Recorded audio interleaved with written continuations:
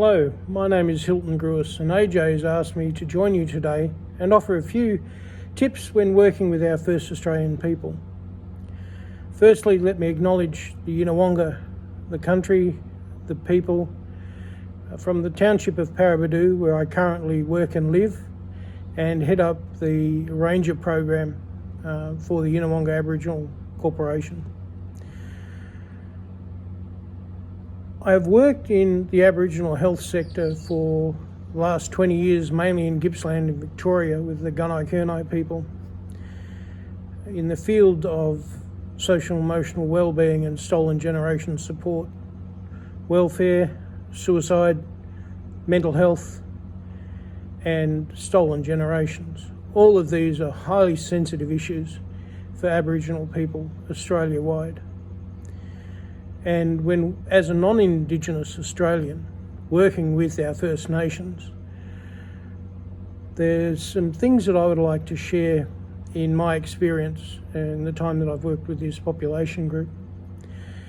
And first is to be honest, because First Australians are experts in silent communication.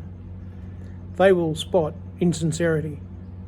They will acknowledge that you come from a different place, a different experience, a different life circumstance, and you have a lot of barriers to overcome, even though you may personally have not done anything at all in relation to their lived experiences. But nevertheless, you have to overcome those barriers in order for them to trust you as a helping individual, and not just some person who's come in on their white charger and are going to be a do-goody in the community. That's not appreciated, it's not accepted, and that's not what you want. What you want to be is genuine. You want to be open and honest. Secondly, you need to be an active listener. Demonstrate your humility, the limitations of your understandings of particular Aboriginal groups that you may be working with. Each area is different. Even though there are general similarities, there are vast differences even between neighbouring Aboriginal communities. You need to identify the history and the lived experiences of the local population group.